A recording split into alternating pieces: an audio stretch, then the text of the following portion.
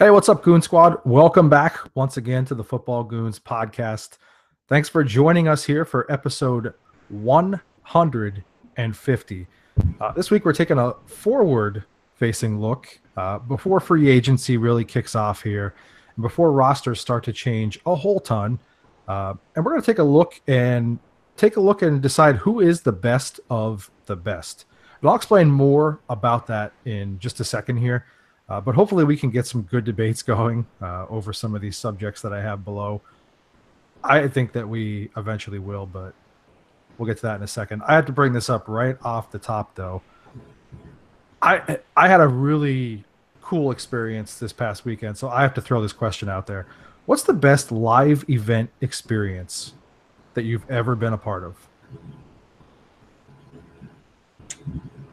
For me, South, it was you and I going to that Saints playoff game in 2013.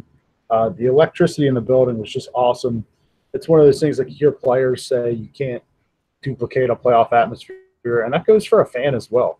I mean, it was exciting. I kind of thought we were underdogs to begin with, and that was proven correct, unfortunately, at the end of the game. But, I mean, you guys know me, and listeners, I like to think over the last 2.5 years we've gotten to know one another a little bit. I'm not Mr. Talk to people I don't know.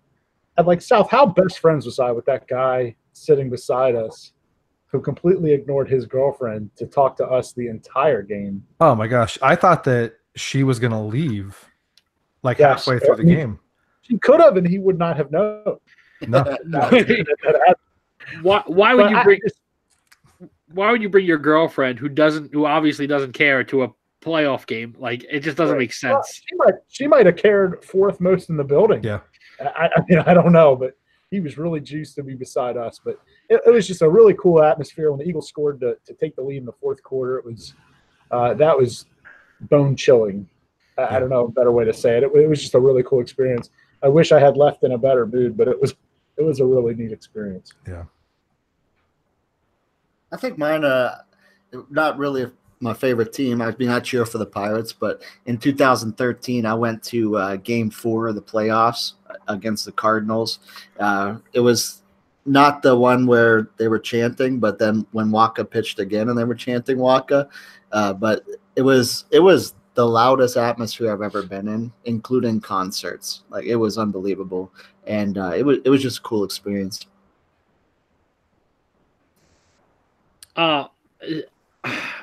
I've never been to a playoff game of any kind. Well, I mean, that's the teams you root for, right? Hey, maybe the Knicks this year. Oh, you know what? You're not wrong. So I would have to say I went to two separate opening day games, one for the Jets with Miles back in, 2005 against the Bengals, 04, 05. Curtis Martin ran for 198 yards. That was really cool to see, at the time, him set the Jets record for rushing yards in a game, which has since been broken.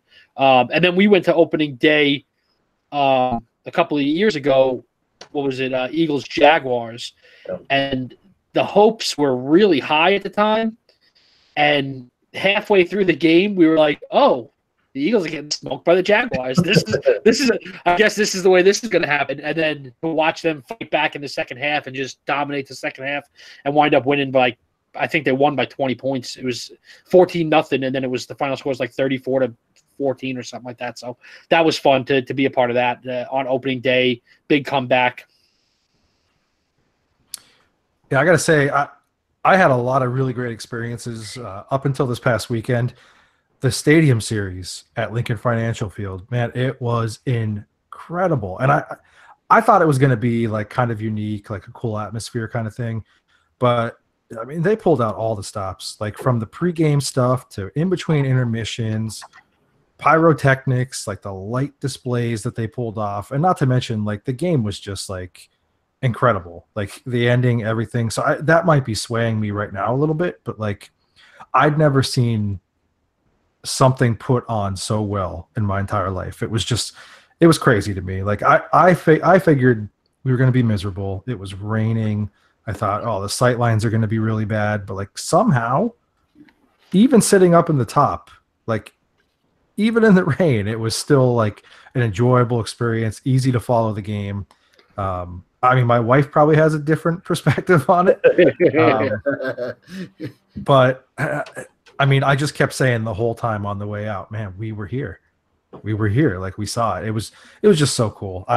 It's one of those things that I feel like everybody has to experience once. It's like it's almost gives you a feeling like it was a circus with a hockey game around it. Like, it was crazy, but I really enjoyed it. So Did you get to hang out with anybody from the cast of the Hunger Games?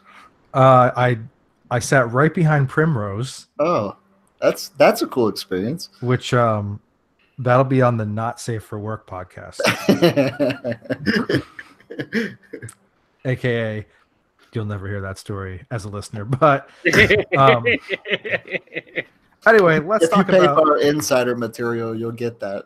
yeah, you give me $100. If you guys want to hang out, I'll tell you the story later on, after the podcast. All right, listen, we're going to talk about the best right now. And we're in the time of the year when rosters are being evaluated and graded, and teams are just looking at all that stuff like crazy right now. So let's debate the best in the league right now on a variety of different positions and topics here. Some of these might end up being kind of like less of a debate. Some of them might be more fun.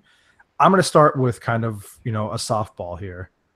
Although I wouldn't be surprised to get a curveball out of one of you right out of the gate. But who's the best head coach in the NFL right now? Yeah, I had to laugh when I read this. That you just want to start the podcast off with Rocco in a bad mood. Well, that was the biggest idea. I mean, listen, I'll start off by saying the league's in really good shape at head coach. I mean, it's there's one answer, but there's a lot of guys you can consider. I mean, everybody loves Sean McVay. He's getting huge jobs just because they've heard of him before. Doug He shook their Peterson. hands. Yeah, Doug Peterson's been robbed for Coach of the Year once before, and I think his own protege, Frank Reich, got robbed of it this year. I mean, Matt Nagy's a stud. There's a lot of great young coaches right now. It's Bill Belichick, though. I mean, it has to be. He's now won 6 Super Bowls, and by my count, only 2004 was with the best roster in the league. That was the only time they were the best team in the league, and he has 6 rings. I mean, he just knows what he wants as far as roster construction, picks perfect players for his scheme and locker room. He's an excellent motivator. I mean, there's nothing any of these other guys have that Bill doesn't have, except for, like, he's never going to be Mr. Offensive Innovator. He's a defensive coach. But you must forget, like, how incredible of a defensive coach he was.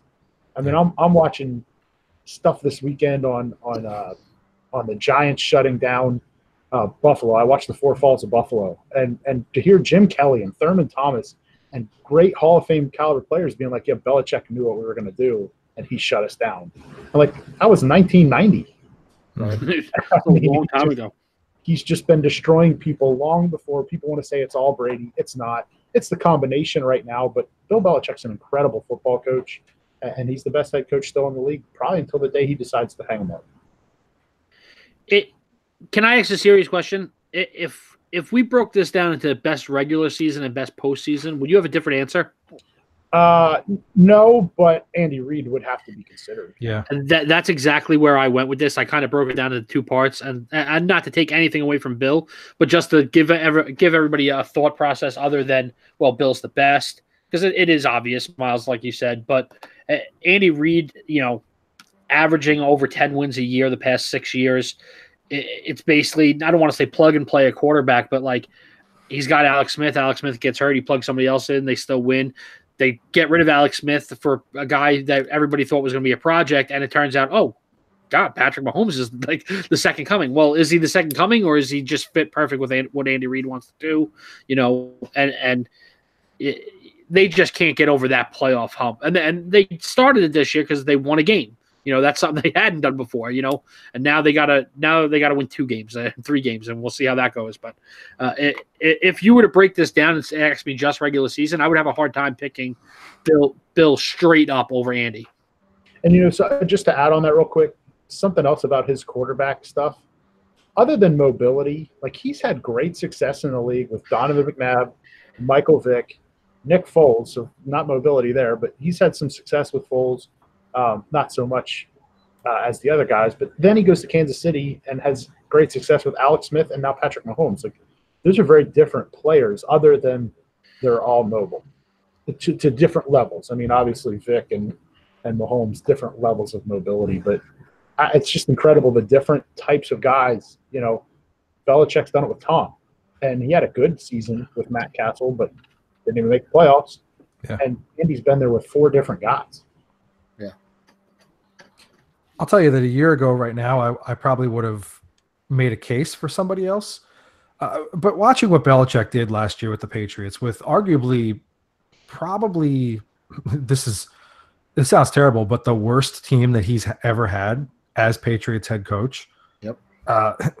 It's just remarkable. I mean, they kind of sputtered at times in the regular season, but really, like, this team expects to be there when it counts because that's how they're coached. When it does count, they play at a totally different level. They execute at the highest possible level. It's just,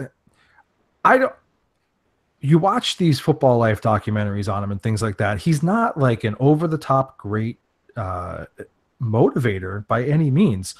But when it comes down to like putting a guy and maximizing his skill set to the best possible way that he can in his system, that's why guys buy into him. So when he goes in and says, you know, I always go back to this, when he goes in before the Super Bowl and reads, you know, the proposed Philadelphia parade route, like Back in 04, yeah. right, like how many guys are really getting super motivated and hyped off that? But like Belichick just has a way of like having like this snarky little motivation to it that like it just got the guys fired up. So I think that because of the job that he did specifically this year with some of the limitations that they had, especially on the defensive side of the ball, like they were not a special team defensively, and to still do what they did this year was very impressive.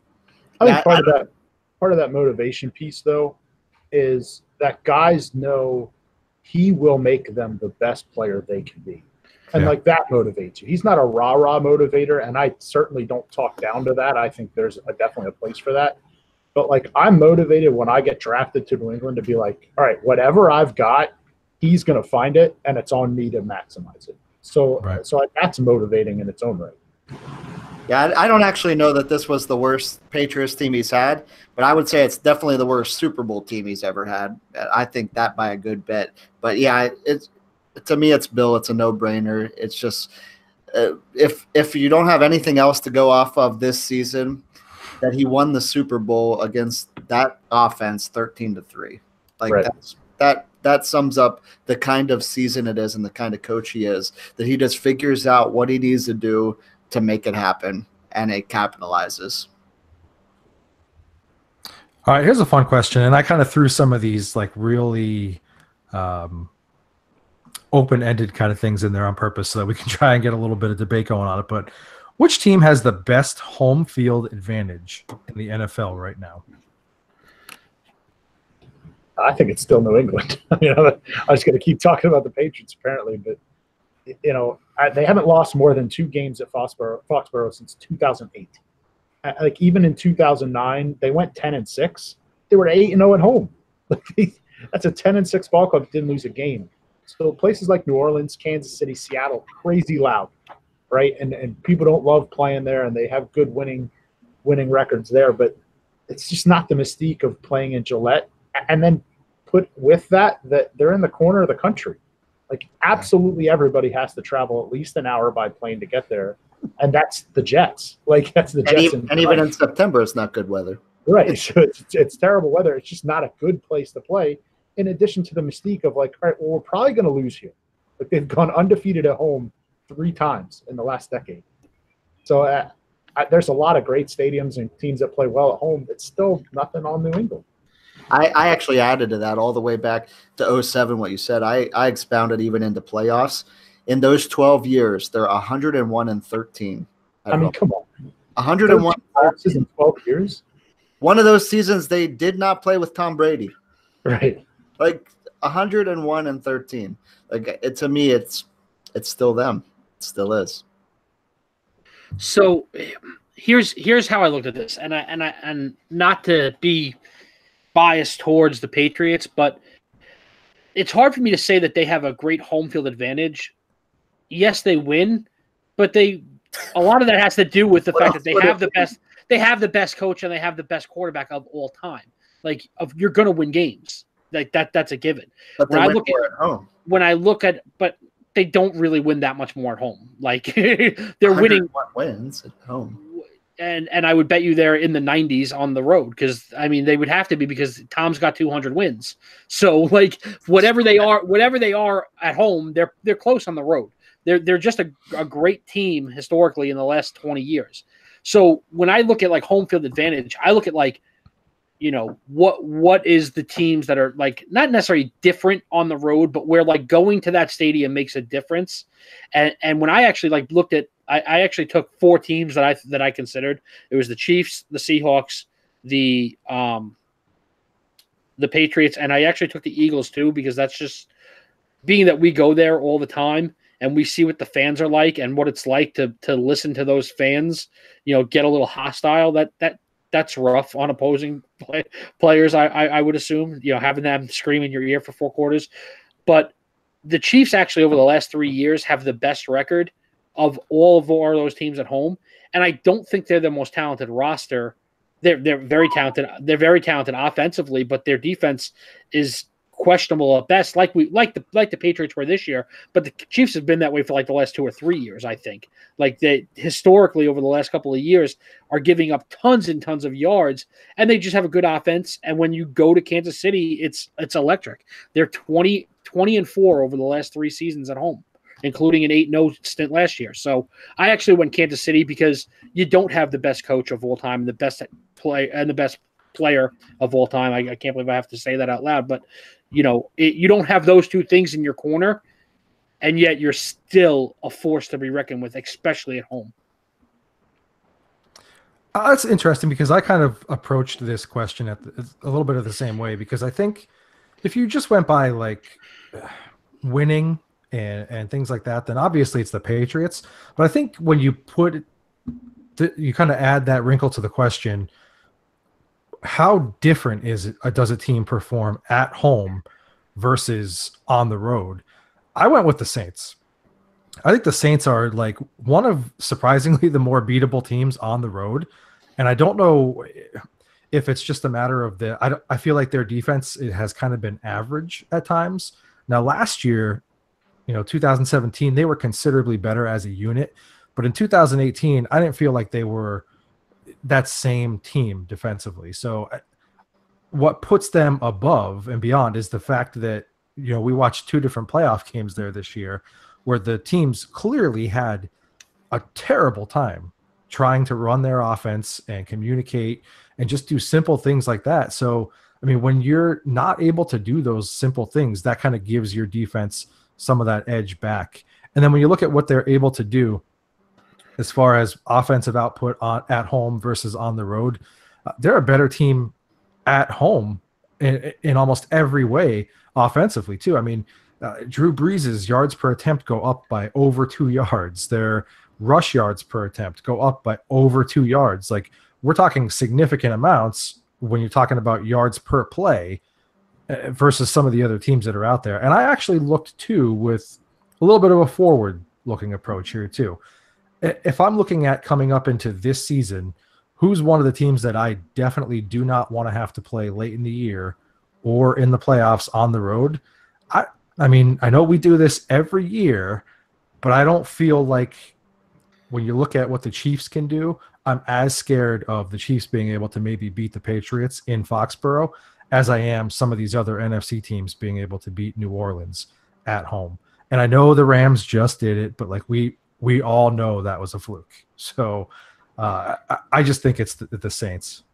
And I'm going to say this, like when I talk about home field advantage, I look at it kind of like what you said, South, taking all the outside factors. Like in 3 years, when Belichick and Brady retire, is New England going to be that much of a home field advantage? Do you think? Like when they got to start over, but yet Kansas City has been, you know, a place to be reckoned with when you go into Kansas City for the last 2.5 decades. It's been like that. Loud, but they're not a winning team. We're very clearly split 50-50 here. Like, you guys see my cousin Vinny? Everything that guy just said is bull. That's how I feel about South's whole little thing there. Like, Rock, you said, I know they win, and Deal kind of scoffed. Like, what else matters about? I don't care if it's loud. That's what we're talking about. Like, okay, the Superdome. But they win. Historically, the Superdome, super loud. The Saints had 3 straight 7 and 9 years. How scary is it to play there? Okay, but like, how much? I counted those 12 seasons. The Patriots have 66 wins on the road versus 101 at home. 101 and 13 at home. Like, there's no team in the last 12 years, and I know you said when Tom Brady retires, who cares? We're talking about right now, home field advantage. But I don't look at that. I don't look at having Tom Brady and having Bill Belichick as a home field advantage. They have like look at a team that you think is the best team over the last 20 years, and if you don't, you're lying. And they're 40 games better at home than they are on the road in the last 12 years. They're 40 games better. It's not because they're terrible on the road. They're what? Quick math. They've got to be like 60 and 40, 60 and 50 on the road. So they're better than like 50% of the league, more than 50% of the league on the road. Like, they're just a good team. That's where I agree with you there. I think the stat that they're still really good on the road helps your argument as far as they're just good. But you cannot go to Foxborough and win a game without being perfect. But that's because you're playing Brady and Belichick, not because the atmosphere of Foxborough. How come their win percentage is only 60% on the road then? Still incredible. 60% is incredible. 60% is better. Something percent though. 60% is like the top percentage of teams' all-time winning percentage. What's 92%? The best of any team at home. End of argument.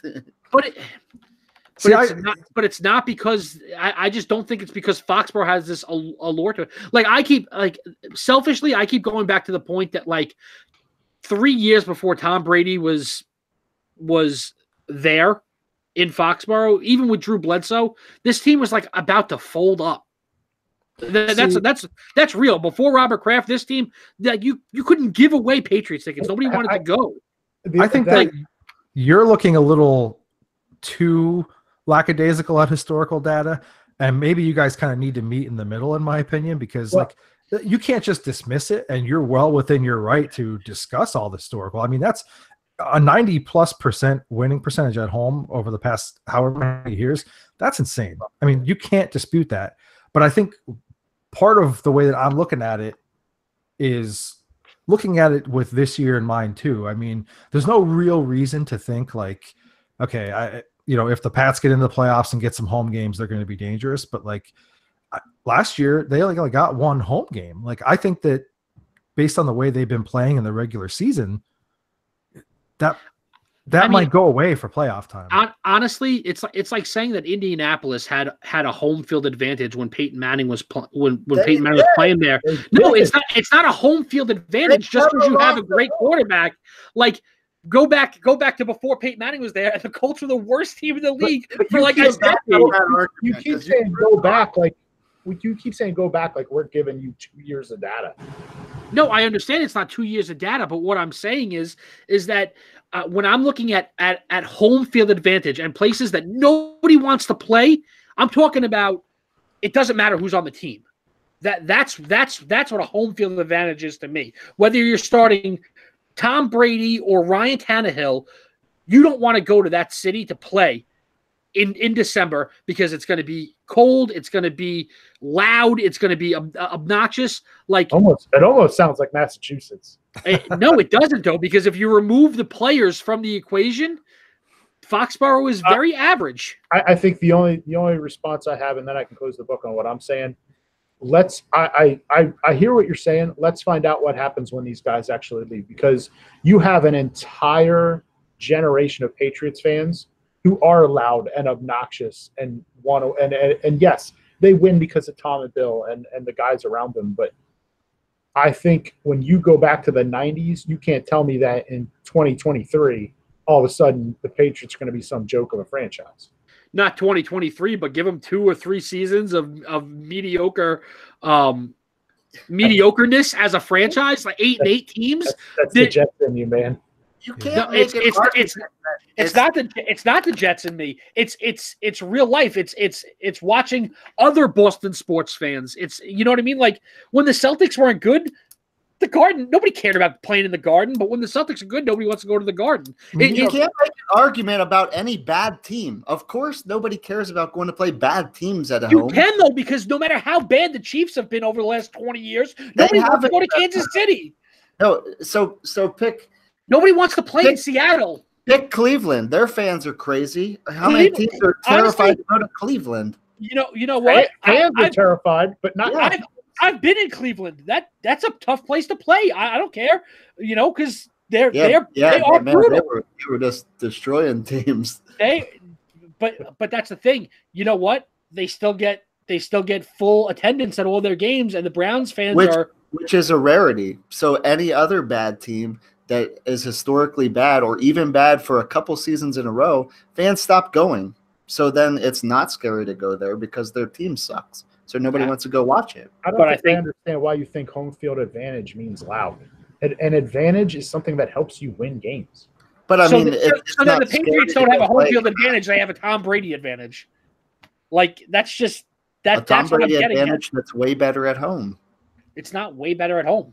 It just gave you numbers. It's almost 30% better at home. Their away winning percentage is higher than like any team's regular winning percentage, and yet somehow in history, somehow 30% better at home. You're further proving our point. Yep. Nah. This is the fun part about this because everybody's going to look at it a little bit different angle. So this is some are right, some are wrong. It gets interesting. So we do have some folks chiming in with us here on YouTube. So feel free to join the conversation live with us there as well. We'll throw in some comments along the way as well there. Hey, who is the best quarterback in the NFL right now? And I feel like this is going to get real interesting. I'll just leave. No, I'm going to keep my I'm actually not going to say Tom Brady, believe it or not. I'm going to say Aaron Rodgers. It's still Rodgers to me. I know guys like Mahomes and Goff and Wentz and Watson trying to take that crown. All-timers, Brady and Breeze around, are both better historical quarterbacks maybe than him. But when you say best quarterback in the league right now, I'm saying who do I want if I'm starting my franchise? That's Aaron Rodgers to me. It's very possible he is the best talent of all time at quarterback as far as just pure arm talent and athleticism combined. And honestly, it's a real shame that the Packers have largely wasted his career with subpar rosters. I mean, they were good 2010, but they've never done anything to try to keep that going. But I just feel like maybe he's not the best at anything except for the Hail Mary, but it's one of those things where he's unquestionably top 3 in like anything you can ask a quarterback to do. So when I hear who's the best quarterback right now, who do I want to start my franchise with? It's still Rodgers. He's getting older. He's battling injuries. For me, it's still A-Rod. Yeah, this is a tough question for me too, because when you talk about best quarterback, you want to jump straight to wins. But if we're just talking about a quarterbacking ability and not necessarily wins and the team around them, it goes back to my old argument. Like, I'm an old school football lover. I'll take Dan Marino over Joe Montana. Joe Montana played on some of the best teams ever, but Dan Marino, by any stretch of the imagination, was a better quarterback than Joe Montana. He just didn't have the, I'll say, luck of playing on those Bill Walsh innovative teams with 7 Hall of Famers. You know what I mean? Like Jerry Rice, Jerry Rice, Roger Craig, four defensive Hall of Famers on the other side of the ball. Like that's an all-time team. So when I fast forward that, obviously Tom's got the wins. You can't dispute that. It's not a conversation anymore. But in terms of pure quarterbacking talent, I agree. I would take Rodgers. Yeah, I think if you asked me next year, I would say Pat Mahomes. I'd be willing to bet on that. Oh yeah, because I just think he does everything that Aaron Rodgers does, and some things better. But what if we just saw the absolute best Mahomes can be? It could be. And if it is, then it might still be Rodgers. So I would hedge my bets that it's not the best. If that's the best, though, what's the floor? Yeah, no, I'm just because if the best is 5,050, even if he regresses to like 4,535, I'm still cool with that. No, I'm far from a Mahomes basher, as anyone who's listened to the podcast can tell you. But I'm very careful to. He's not in that conversation. He's not in that conversation yet at all for me. He is for me, because I think almost everything that Aaron Rodgers does, he does almost as well, and some things he does better. So I think that he'll take the next step, but I still think it's Rodgers right now. I know we saw him injured, but still played unbelievable, even injured. And we forget how bad his injury actually, maybe was, or at least could have been. He does everything well. And he's doing it with Marquez Valdez-Scantling, and I mean, Davante Adams is obviously awesome, but imagine what healthy Aaron Rodgers would do with Tyreek Hill and Travis Kelce and Kareem Hunt for most of the year and Sammy Watkins. I mean, it'd be embarrassing. Yeah, he's never had a. It'd be 5,050. Yeah, he's 5,010 and 51. I can't think of, other than like a year of Eddie Lacy at like his absolute best at 1,100 yards. I can't think of a time where he's had a top back to work with, and more than one wide receiver. Actually, he had Jennings and Jordy Nelson for like a year or two, and he was incredible, and they won the Super Bowl. And then ever since then, it's been one guy, and then nothing else to work with really. Flop. Yeah, I'm not going to be dismissive of Mahomes yet either, but I can't go there yet. And you guys know I'm not the kind of person that's like, oh, I need to see more, because I'll jump into hot take city with guys and just a limited sample size. I don't have an issue with that. I'm going a little outside the box here, and I know I'm going to take some flack for this. I think Russell Wilson is the best quarterback in the NFL right now. And I understand he did not have a flashy season this past year, but that was not a really good Seahawks team, and they still went 10-6. And they kind of had to rely on running the ball a little bit more, whether that was by design, whatever. But he was the picture of efficiency. He completed 66% of his passes. He only had 427 attempts this year, which, I mean, there were guys that played less games than him and threw the ball more. So not a ton of attempts there. Still right around 3,500 yards, a 35-7 touchdown interception split. And when you look at the roster and how it was constructed this year, on a year where, unless we're lying to ourselves, a lot of people thought this was going to be a top 10 pick. So, I mean, Tyler Lockett had a really nice season. Doug Baldwin was banged up all year long, was not the same player this year. And then, I mean, name me another top receiver on that team. David Moore. Okay, well, we can, because we play fantasy and we're into it. Nerds, yeah. But like David Moore had 445 yards receiving. Then we're talking like Nick Vannett was their top tight end threat. Will Dissly. I mean, these are the guys that this guy's winning games with and doing it at a high level. So, I mean, they didn't ask as much of him this season as they have in the past. But I got to say, like, he's super efficient. He's taking care of the ball. He still has that ability to kill you with his legs. And I don't know. I just feel like he's just getting better with age. This is kind of crazy to say, but he feels like he is on that Drew Brees trajectory where he's just going to become like Mr. Super Efficient, become like a machine, developing those relationships with guys that are catching the ball, the timing of the offense and everything. I think that we haven't even really scratched the surface on what Russell Wilson can be. And I'll give you a nod for Russell too. Just they still have not addressed that line.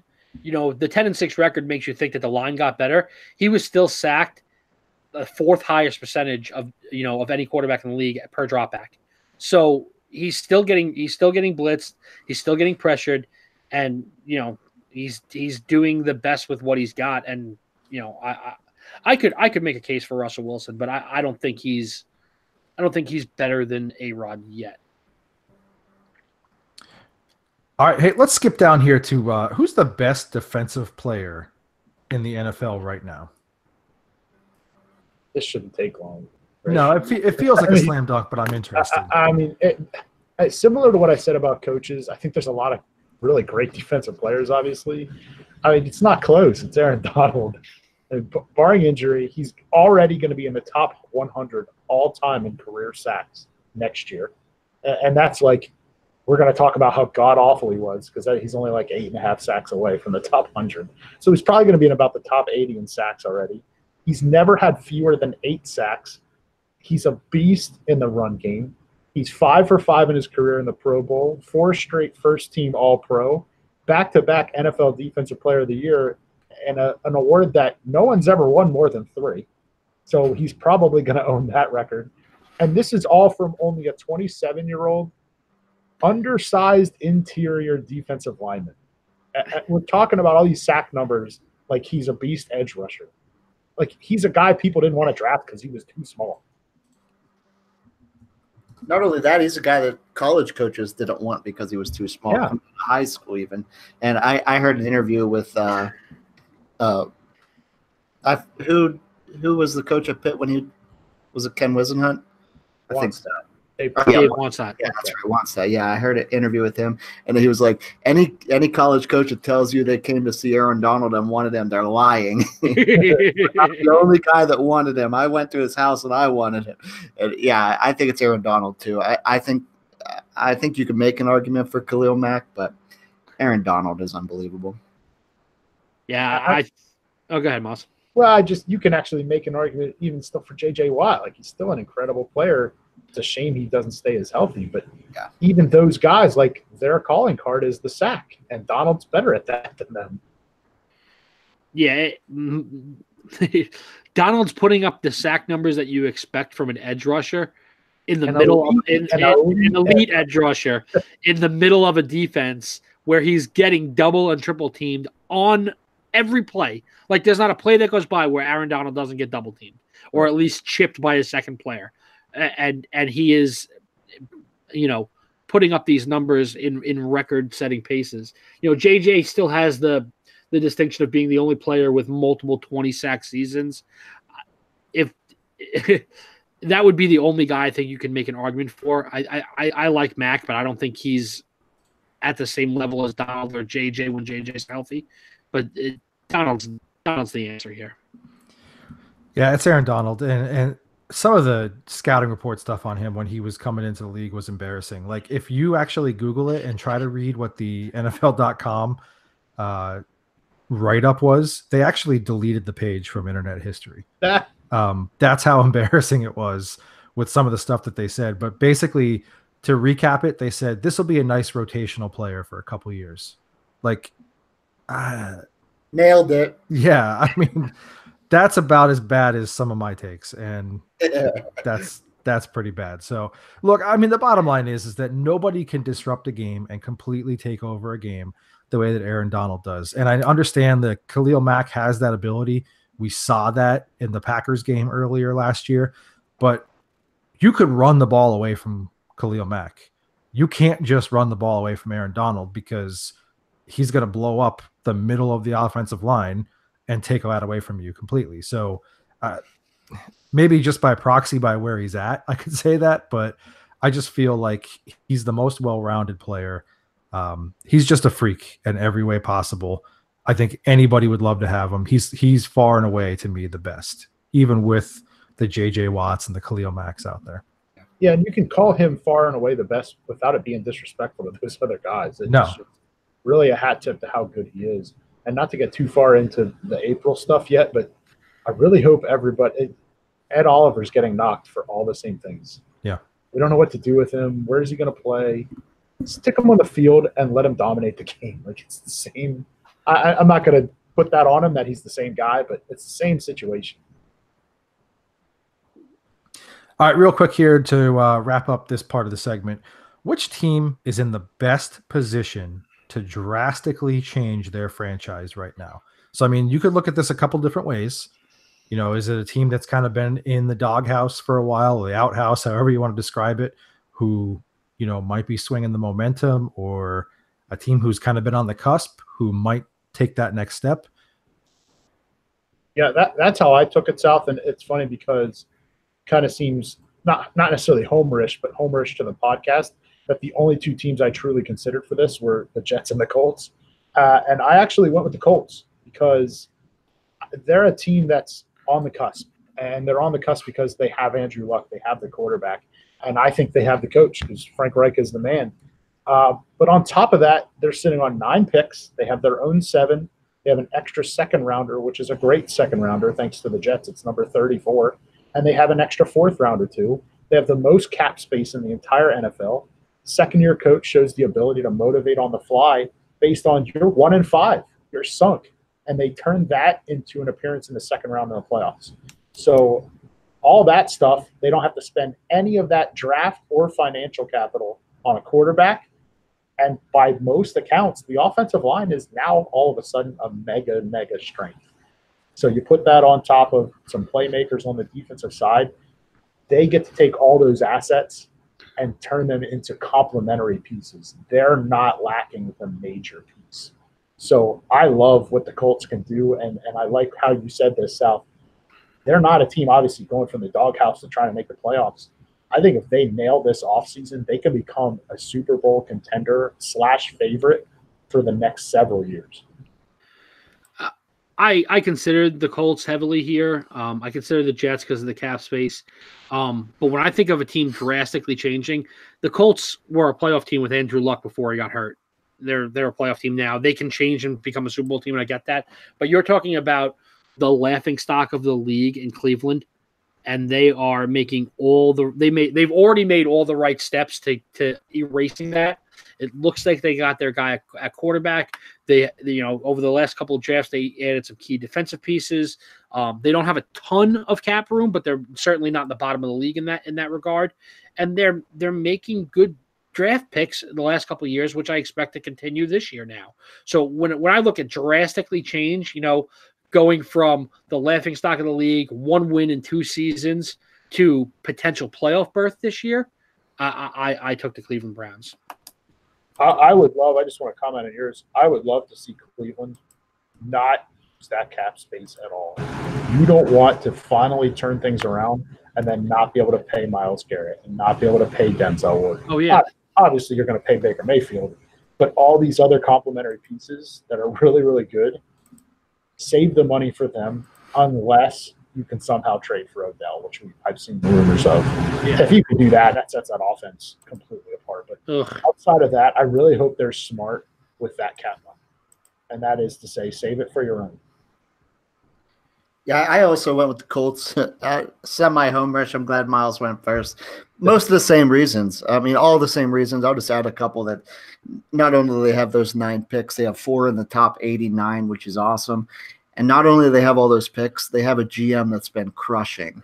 He drafted 2 all-pro players last season, along with Deion Kane, who I think is going to be a really good receiver that the world has suddenly forgot about. And the season before, Malik Hooker, who's been playing really well, Terrell Basham, who's been great, Zach Banner, who's been a part of that offensive line, and now Marlon Mack, who's apparently an incredible running back, which I loved him from the beginning, and I was hoping the Colts got him, then they did. So they have all those picks, all that cap room, and a GM that does well with it. So it's not like they're just going to blow it or waste it.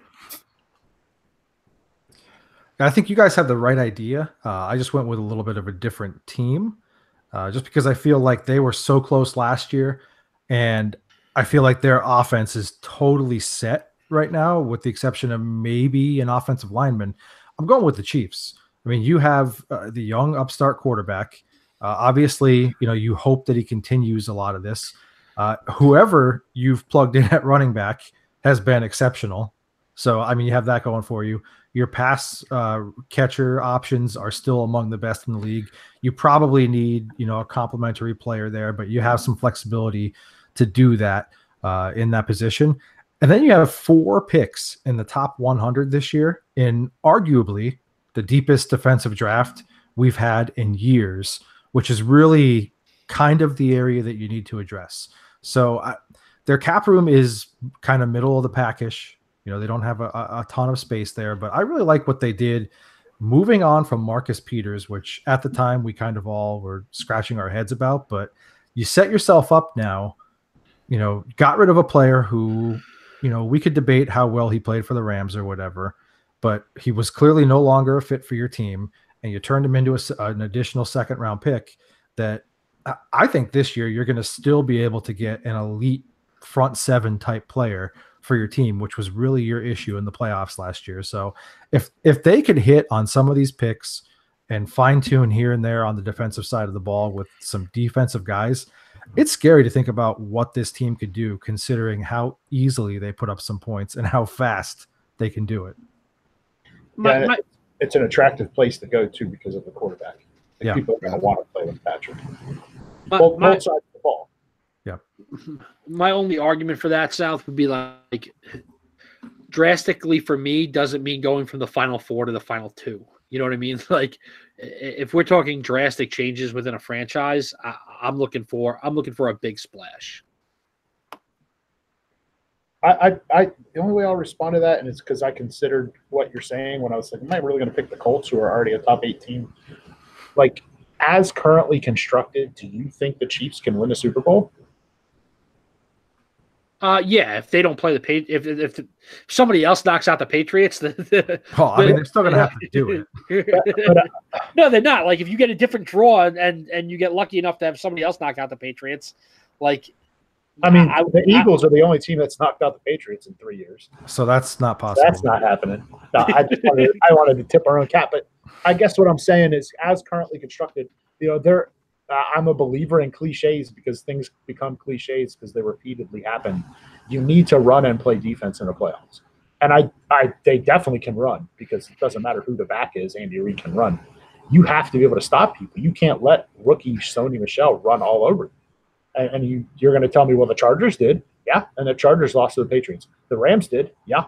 And the Rams lost to the Patriots. So you are going to have to be able to stop somebody at some point. That 54-51 Rams-Chiefs game is not happening anywhere in January, let alone in Kansas City, a freezing cold wind.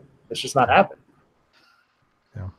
So I can't envision the Colts or Chiefs winning the Super Bowl right now as constructed. So drastic to me is they make the right moves. They're a favorite. They have to be.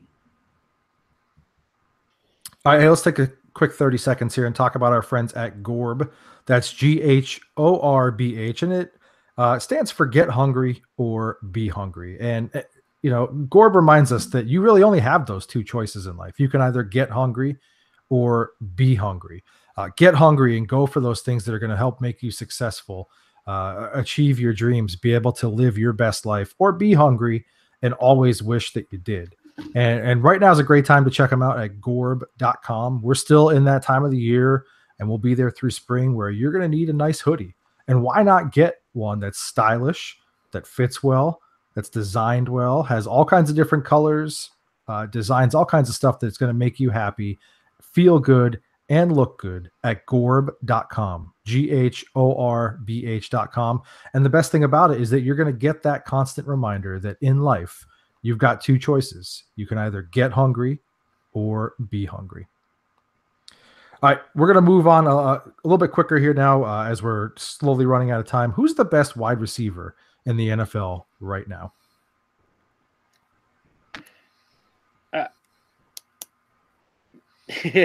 I'll dive right in because look, this is a tough question, but it's DeAndre Hopkins.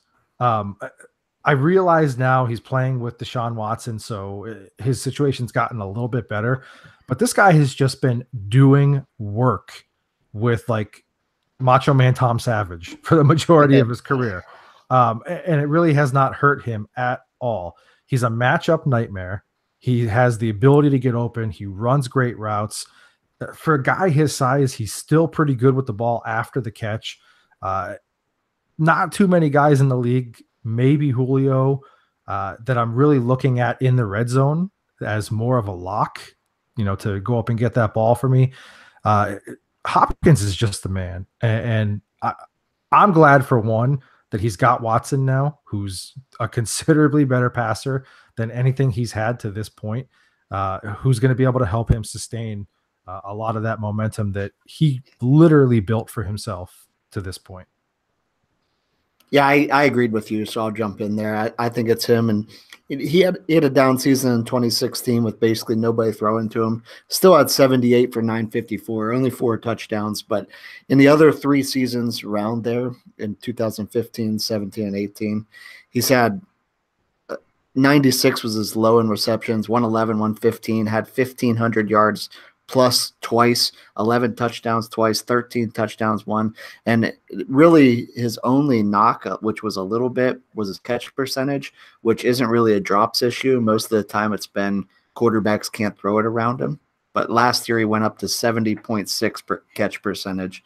So even in that, the stat category that he had a little bit of a knock, he went up to 70%. And so, yeah, I think it's DeAndre Hopkins. There, of course, arguments for other guys, but in my mind, it's him. I think it's still got to be Julio Jones. I mean, I'm not going to knock the guy for lack of targets or, misuse of targets, I'll say, in the red zone. Like sometimes they either don't throw it to him at all or they throw it to him when he's triple covered and expect him to come down with it. I'm not going to blame him for that. He's over 100 catches now for the 4th consecutive year. He's got 4 seasons of over 100 yards per game receiving. Like that happens almost never in NFL history. It's happened. He's done it 4 times. To complement, to go against Nook has done it 0 times in his career. Never had over 100 yards per game average. So I still think Julio is the more talented, more physical specimen at wide receiver. I'm not going to knock a guy for the touchdowns because that's scheme more than it is ability. Yeah, and that's literally the only argument against Julio in my mind. So I'm with you, Rock. When AB demanded his trade or whatever, all we heard about is he's on the best 6-year streak in NFL history. Well, in that time frame, he only has 467 more yards than Julio Jones in 10 more games. And I'm not even counting – it's really 19 more games. I'm not counting the 9 where AB was a rookie. Like career yardage, he's barely ahead of Julio in 19 more games. It's crazy. The red zone thing is not a Julio thing. The Falcons suck in the red zone, period. It's not like Julio's the only one that can't score. They're scoring on big plays for the last few years. He hasn't missed 1,400 yards since 2013. It's insane. And I kind of go back to the Aaron Rodgers thing. I don't think there's anything anyone can do that he can't do. And there are things he does that others can't. I mean, his breakaway speed at his size is out of control. I love Nook. I considered AB. We forget about guys like Odell still because he was hurt, but it's Julio to me. Do you guys think would sway you at any way for me to say that Julio has always kind of had that really good option number 2 to play alongside him, and Hopkins really hasn't? That does help, and the run game too. I mean, aside from that, both Devonta Freeman and Tevin Coleman are better than anything Houston's had. Oh yeah, Lamar Miller sucks. Hey, watch your mouth. It helps to an extent, but the argument has to be made that those guys are better because he's there. Calvin really was a high draft pick, but Mohamed Sanu, like he was the lost man. Yeah, he was the lost man in Cincinnati, and they picked him up and turned him into a number 2. Like, don't say, well, it is what it is. Was he a top wide receiver coming out of Cincinnati in free agency? No, he wasn't. Cincinnati's a train wreck. He's still better than anything that Nook has played with. I'll give you that. But no, I mean, listen, it all helps. It's just one of those questions that has no answer because I can also respond with, well, it helps Nook's numbers that he's the only person they can target. Julio's got to share targets. But he's also the only guy they got to cover then, too. When Will Fuller's been healthy the last 2 seasons, he's been a great compliment, better than Sanu. Oh, we can't do this again. That's like a 3-game sample size. Mr. Sample Size still loves him some Will Fuller. Because where did he go? You're probably gonna pre-rank him like 19th again in fantasy this year. 16th. Even better. All right. I'm skipping down here. Make this our last one for the sake of time. and some other stuff that we want to get to here. But this one, we love to talk about this. Who's the best running back in the NFL right now? I'm going Saquon. I'll jump in first. I think it's Saquon Barkley. I was right. We were right. The draft community as a whole were right. This guy's the best running back that's come out of the draft since Adrian Peterson. And after watching him tear up the NFL as a rookie, I think he's better. He led the league in scrimmage yards as a rookie on a terrible offense with a below average at best offensive line and a dreadful passing game. Like, when Odell went down, the fact that defenses couldn't stop Saquon is ridiculous, because what else were they going to do? And he still just shredded everybody. Ezekiel Elliott is unreal. He had 27 fewer yards this year on 29 more touches. Todd Gurley is great. He fell 170 yards behind Saquon and plays on maybe the best offense in the league instead of one of the worst. Same thing for Alvin Kamara. I think he's awesome. So much help. So the guy has no help and shredded the league with no experience. To tell me he's even going to get better is out of control. It's Saquon, and that I feel so confident about that. It's great. I actually agree with you. I don't have a lot to add other than just add on to what you said, that it was the team around him, kind of what I've talked about with Nook, that how bad of a team he's had, and especially before Deshaun Watson. This team was terrible. Everybody knew Saquon's getting the ball and still could not stop him. Like, Todd has always kind of been that, but this season they had so many other options and they showed that they can use them. This was a matter of Saquon's going to get the ball, and they still could not do anything about it. I went with Saquon also, but I don't want to overlook the fact that I still think Lev's right there. Obviously, he's going to change teams, and that's going to change. He weighs 360 pounds now, man. Not good. It's not good. I'm not worried about it right now. I'll worry about that if he shows up at Camp 360. Like, I'm just saying, like, he left the game 2 years ago. He was the best back in the league, and now, because we haven't watched him for a year, people forget. I still think it's Saquon. I love Saquon, but I don't want to forget about Lev. Yeah. But there's a lot of that forget about, a lot of recency bias stuff. Like, David Johnson did all the same things that we just said about Saquon on bad teams and was great. And not so much last year, but they were beyond bad last year. But the fact that Saquon still did better, I'm going to give him a nod on that. We got guys like Christian McCaffrey is terrifying in both aspects of the game. There's a lot of great backs, but it's still Saquon. I think we also can't even forget Kareem Hunt, that was, 6th in scoring and missed 5 games this season. Yep. It's amazing to me that you guys, even mentioning all those different names, forgot to mention the best back in the NFL right now. And this pains me. Please say Lamar Miller. This pains me, but it's Ezekiel Elliott. I mentioned Ezekiel Elliott finishing with fewer yards on more touches. on maybe the best offensive line. Yeah, with a way better offensive line. With a way better offensive line, but I'm not going with the best anymore, because they've got their problems on that offensive line. They were missing an all-pro center. They missed their guard in David Martin for a long time. Tyron Smith can't stay healthy. He's like Jason Peters Jr. at this point, where, like, at some point he's going to get back spasms and be gone for a while. But I don't know. There's something about the guy. Like, he still is a guy that, despite all of their offensive issues this year, was still like a 5 yards per carry guy. I know it's 4.7 technically, but I mean, when you take away like games later in the year where he played a little bit less or different things like that, games where guys were hurt, he was over 5 when he had his better complement of offensive linemen, which I know hurts my argument that he wasn't playing behind a great offensive line. But still, I mean, he's a guy who's going to give you 100 a game. He's going to give you a touchdown at least every game. Now, last year he had a down year. He only had 9 total touchdowns, but I mean, still among the leaders in touchdowns last year with 9 total. And we totally forget that other than really incompetent play calling, this is an elite pass catcher too. I mean, 77 catches last year, probably should have had like 97, and that offense would have been even better. He's going for 500 plus every year if you give him that amount of catches. He's just a dual threat guy that we don't really think about, because I feel like when we look at Zeke, we just picture him just plowing for 5 yards per carry and doing that stupid, feed me thing all the time and whatever. But I mean, he really is one of the most well-rounded guys.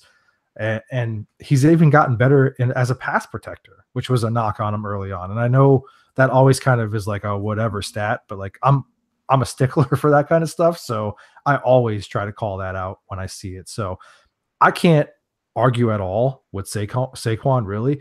I just think that you're going to see more of the normal, quote unquote, normal Zeke this coming year, where he's a 1,500 plus guy again, in my opinion. All right. Well, hey, that's going to wrap it up for that portion. We have a pretty big podcast announcement here. And I want to preface this by saying that we appreciate all the support that you guys have given us throughout basically almost 3 years now. 150 episodes. We've been going at it basically every single week. No off seasons here. We have enjoyed doing this all along the way. And with all that said, you're probably putting together what I'm about to say. But I'm going to soften the blow a little bit, because we are not going away forever. But we are going to stop doing the podcast full time on a week-to-week basis. We just kind of looked at the way that things were going between personal life and work-life balance and all that kind of stuff, and the amount of work that it takes to get ready and put stuff together, on a week-to-week basis.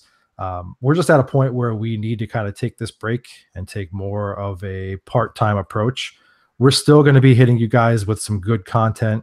We're still planning on doing our live mock draft ahead of the NFL draft.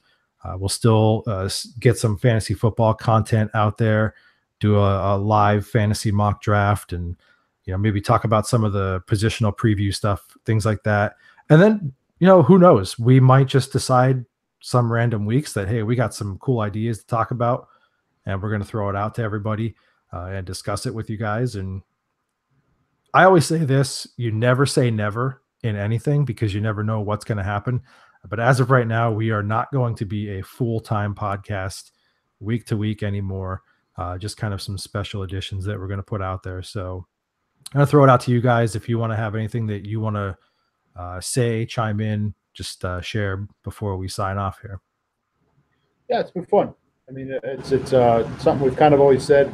We just sort of want to get on and talk about ball, and that's not going to go away. I think it's kind of something important to note. We're not giving up on this thing. I definitely encourage those of you who don't follow on YouTube to just go to our page and subscribe, so that you do get notification whenever we do go live. And even if you can't follow live, you'll know we've got a new pod up. We do appreciate all the time you guys spent listening. 150 episodes is probably because we're long-winded, about 158 hours worth of stuff. But we appreciate the questions, all that stuff. But keep it plugged in, man. We're not giving up on you guys. Just taking a little sabbatical. I'll use the words of Ross from Friends. We're on a break, and and that's the best way we could put it. It's a break needed for our mental health and our physical health, and it's been great doing this with the three of you for the last 3 years. It's been great having people think that we're worth listening to, and we do appreciate every single listen and every single follow we've gotten. And it's not the end. It's just we're on a break. Yeah, thank you guys for listening. We appreciate it. And I hate when stuff's over. So I'm going to go ahead and say this isn't over so that I don't cry on live broadcast there. but thanks again for the listen. We appreciate everybody's support and going out of your way to spend time with us every week. Yeah, and we really can't state that enough. Like, we are not forever going away.